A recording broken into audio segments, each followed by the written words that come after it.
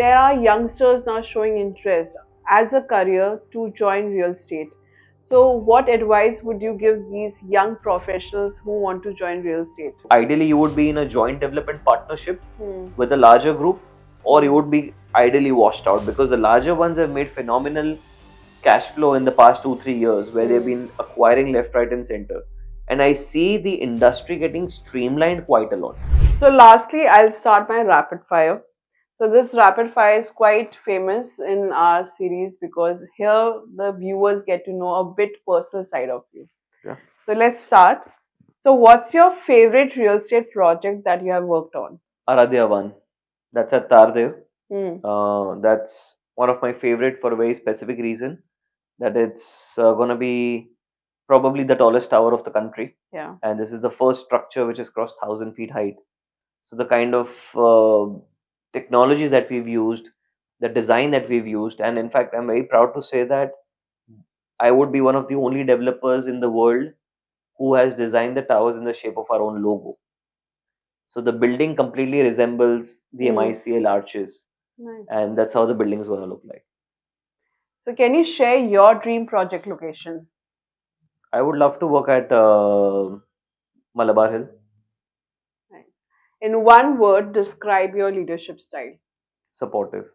If you could have dinner with any real estate industry figure, living or historical, who would it be Niranjani Randani. and why? The way he's designed and the way he's established himself as a conqueror of certain zones, Hmm. and the way he's delivered it with the same consistency since past 25 30 years Yeah. is appreciative. And at the same time, his leadership in other things is also appreciative. Like, he takes active participations in Naredco. He's one of Hmm. the, I think, founders of Naredco, Maharashtra or something. And he's been able to give time to industry also, and do for the welfare of the industry also. So that's what I appreciate about him. Yeah, he's quite proactive, and Mm. at his age, also doing so many things all together. That's something remarkable. Um, what do you find to be the most challenging aspect of a leading a real estate company? Being constantly ahead of the market, and Hmm. so being trendy with the current market scenario. So, do you find that most challenging? Yeah, because you have to continuously innovate to be Yeah. trendy, and also at the same time be ahead in the competition or be number one in the competition. Hmm. You have to think of things which does not exist. So, is there a book that has significantly impacted your life, It should be secrets. and why? The most smallest thing in detail, and the Hmm. emphasis of how to live a life is been elaborated in it quite well. And I try to implement a lot of things out of it, where sometimes you would want to probably aspire to achieve something, Hmm. and this book made me think a lot of times whether you really need it. Yeah. And there's one fact that in this book itself, there was this line that whatever you manifest out there, you'll get the universe, making it happen for you. And that line, I think, was taken in Bollywood movies also. So, what are the top three qualities you look for in a potential team member who joins MICL? Innovative, supportive, and hardworking. If you had to describe the future of real estate in one word, what would it be? Flourishing. How do you typically relieve stress? I usually have a schedule where I divide my work and personal life. So usually after my office hours, I still make sure, it's been 10 years I've been practicing this, that even if I come home at 10 o'clock in the night after work, or 11 o'clock in the night, Hmm. I still step out of my house after dinner. So I've just got a newborn baby now, so I Hmm. take him also outside now. Earlier, I used to go alone with my wife a lot of times, or with my other friends. But I still make sure that that 30 minutes also, if you're stepping out, or 1 hour you're stepping out, Hmm. where you're not talking business, Yeah. you're not talking about the stresses of life, you're just talking things, seeing things, cracking Bollywood jokes, Hmm. cracking, just a very light-hearted talk Hmm. with your friends and family. I think that's very, very important, how to de-stress, because that's gonna make you fresh and have a clear mind for the next day. True. Otherwise, you are clogged, you're sleeping with that same mindset, Mm. and you're not de stressing, you'll not even have a good sleep. Yeah. So, can you share the best piece of advice you would have ever received and you must have followed, and the worst advice you must have not followed but have received? The best piece of advice which I've received is from my father, and I personally believe in that. Do not run for the top line, Hmm. always focus on bottom line. That means don't just run on high end turnovers, Yeah. focus on bottom line, which is the actual profitability. So if you're making good money, Hmm. you are always happy and you would be able to grow well. If you're just focusing on numbers, it's just making uh, like misleading numbers where you are trying to satisfy yourself that okay, I'm doing a 10,000 crore turnover, but Hmm. at the end what you're earning is probably peanuts which you would not want to work for. True. And worst advice? Worst advice is running behind IRR. So a lot of these bankers have met me, a lot of Hmm. these channel partners have met me like, so what's the IRR you make? I'm like, I'm not interested in IRR, Hmm. because IRR is one of the biggest misleading phenomena, especially in the real estate industry. Hmm. Is like, for instance, you're taking 1,000 crore project, you've invested 100 crores, but 900 crore is debt. Yeah. Now, probably you might be making 10 crores as a profit. So, what number math will come out is after investing 100 crore, Hmm. you made 10 crores profit, but you took a risk of 1,000 crore. Yeah. So, if I'm making an IRR multiple of, like 20%, Hmm. 23% year on year, Hmm. but what is the risk I'm taking against that? So never run behind IRR. Always focus on what is the outcome, Hmm. what is the profitability, not just on the money that you have invested, Yeah. but on the total project scope. What is the final appetite which you're willing to take? Because if you're not being able to pay the kind of debt what you've taken, Hmm. you would not want to do that kind of a project. And one more other thing is the worst advice which I've received is you cannot grow without debt. Yeah. That's one of the worst things which I have seen. Hmm. And well, I'm right here. We were from a zero developer company. We are probably in the top 10 of the city today. And even without owning a single land bank or, Hmm. taking debt on our parent company, Hmm. we've been historically until debt free. Yeah, that's one of the few company which is public listed who's debt free. That's quite a good track. Probably the only company. So, do you have a favorite spot in Mumbai to unwind? I'm usually there in South Mumbai where, so I stay at Chembur. So Hmm. I love the drive from freeway to this thing fort, Yeah. and my favorite spot would ideally be with my friends and family at Marine Drive, where we just come out, we drive, probably have a juice or maybe Hmm. like an ice cream, or sit at Pizza by the Bay a lot of times. So, are there any upcoming personal or professional goals that you like to share? See, the upcoming goals is definitely to be one of the most innovative brands in the country, Hmm. where right from doing one of the tallest to one of the longest towers which we have already achieved, we would want to also be a market leader in terms of deliveries, Hmm. where there is zero competition in terms of quality against us. So I would like to attain a position Hmm. where people are appreciating and people would want to jump onto our house the moment we are in that area. Nice. And what's your personal goal? Personal goal is always to be, uh, be more and more humble as in when I grow, Hmm. and would love to be part of somebody's personal journey where I can be like an impact creator, which can Mentor. help a person to better his life, and Hmm. I'll be able to help grow them as well. Nice. That's quite a nice goal. So, if you weren't in real estate, what field do you think you would have actually, started your career on? If it was not real estate, Hmm. during my schooling days, there used to be a concept called a scrapbook, where Hmm. people used to Yeah. write their hobbies and stuff to Yeah. remember them lifelong. Yeah. And if you speak to any of my school friends, in everybody's scrapbook, I've written rally racing.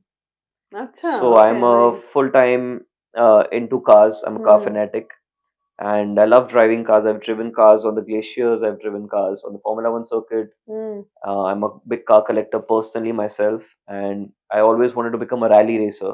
And I Mm. had shared this thought with my family as well. Mm. But then eventually, when I was reaching almost my graduation, I had almost gone for the training for rally racing as well. I had Interesting. almost Huh? applied, found out a school in Finland, Mm. but then the reality is here. So, what's an essential habit you believe contributes to success? Keeping a crystal clear line Mm. between work and play, both. And share your all-time favorite if you have any, or a life mantra that you live by. See, one thing which I've always personally seen is if you are working with a clogged mind, Mm. you will never be successful or clear in your goals. And one of the best mantras which I personally follow is luxury is best enjoyed Mm. when it comes free. Okay, so can you describe MICL motto in 3 words? And you can't quote the tagline. So if you have to describe MICL in 3 words. MICL in 3 words, very simple. It's innovative, Mm. it's transparent, and it's growing. And how do you prefer to spend your Sunday? Sunday, usually, I tend to Sundays are usually late mornings for me, so I'm not a very early morning person. Mm. So say by around 10:30, I'm ready, and we've got this fixed routine since almost like now 20 years, where we have this idli guy coming in. Mm. So when I was a kid, his mother used to come and give us idlis at our house, and it's been 20 years now where these guys are there, and I have that as a breakfast. So I skip my breakfast. That's like a lunch brunch kind of a thing, Mm. and I don't like spending my afternoon lazing in the home. Mm. So I usually have this tiff with my wife that she wants to relax, and I take her out. Mhm. That at 12:30, I am absolutely ready after eating my lunch. Also, that let's step Mm. out, and I tend to come back home in the evening. Like I maybe might go to a movie. I Mm. love bowling, or maybe chill with my other car group. So a lot of times we've got these events on Sundays Yeah. where a lot of these other car fanatics Mm. they meet. We've got some launch coming up, or we spend time at some restaurant, Mm. or we even tend to enjoy shopping. So I'm a big time shopaholic, Mm. so I love shopping. So tell me, how would you define luxury? According to you, what is luxury? So according to me, luxury, like I said, I enjoy luxury the best when it comes free. Mm. Now, what I mean by and how does a luxury thing come free is I've been talking to a lot of people, and I've been telling them also that the most simplistic way is you're going to be spending money Mm. eventually on your electricity bills, fuel, insurances, home rent, etc. You just need to plan it in a particular fashion. So how I started is I started using my credit card. Mm. So what I did with that is I started gaining points and mileages across time. Mm. I don't remember a single time where I've paid for my flights. I've traveled business class, first Mm. class, Mm. complimentary. Now that's the time you tend to enjoy luxury the most, Yeah. because you've got it absolutely for free. Like Mm. I've bought an economy ticket, I've upgraded via miles to business class or first class. Mm. A lot of people see it that okay, Manan is traveling in first or business class, but they do not know Mm. that that has come free to me. So for a lot of people, it might be a lifestyle cost, but Mm. I'm actually not spending that money. I'm enjoying it for free. So smart investments is the definition of luxury. Smart investments and smart expenses is what I would say, Mm. because you are going to spend that money any which ways, Yeah. but you rather park it smartly by enjoying these points and mileage, and it just takes some bit of time to understand these loopholes. It's True. very simple. Like you can get Mm. your flight tickets free, you can get hotels Yeah. free. Yeah. I've got my iPhone free. Mm. Nice. So what's your take on the future of Mumbai real estate market? See, Mumbai real estate market, at least for another 3 to 5 years, I'm seeing an absolute growth being Mm. continuous. I don't see any downfall. I'm not seeing the industry getting slower.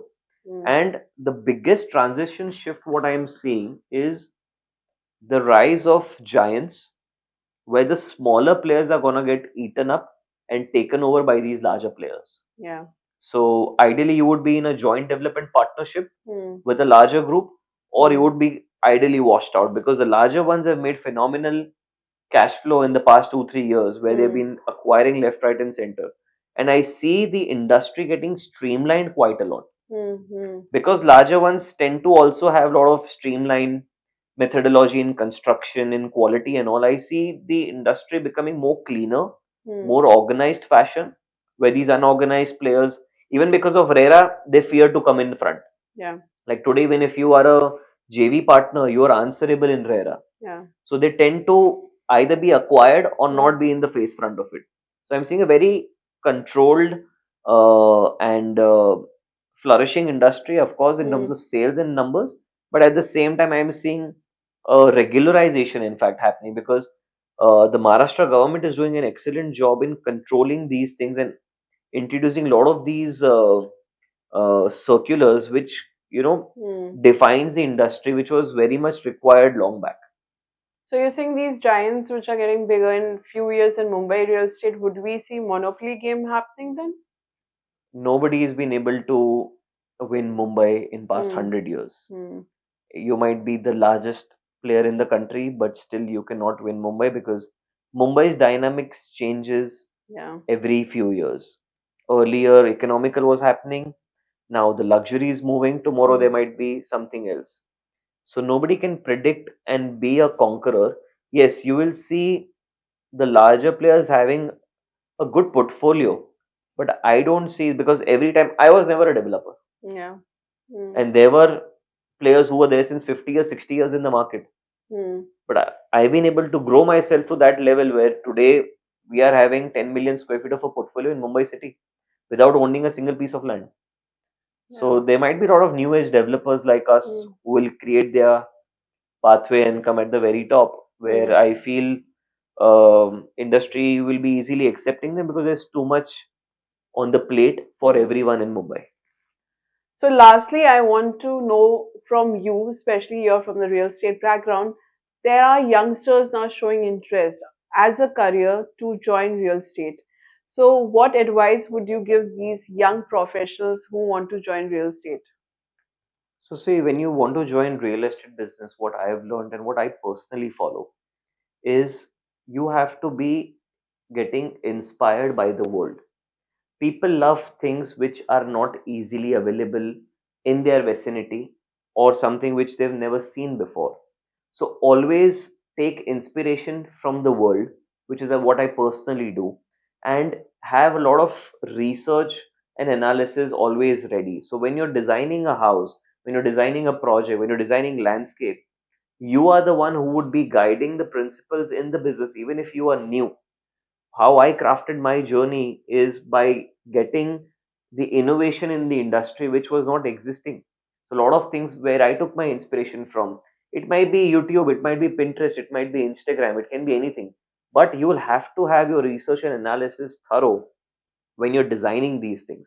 If you're joining the engineering things, you should definitely understand the engineering marvels of the world. That how a Taj Mahal today is still standing, why it has never been gotten down even after so many earthquakes coming in, even after so many natural phenomena coming in. So basically, in terms of the palaces of India, you should definitely take inspiration from these things also. That before 300 years, 500 years, how these palaces were so very well ventilated, how is the light coming in? Always keep yourself one step ahead of the current market scenarios because you would want to be the trendsetter in the market. Do not follow the stereotypical trends and have confidence on yourself because a lot of times, a lot of people might reject your ideas, but ideas are something which needs to be continuously coming in. The moment you keep on thinking more and more and you have a nice research backed up by it, taking the inspiration from the phenomena which are already existing and the world is adoring them, that is the kind of philosophies we should be implementing into the real estate industry.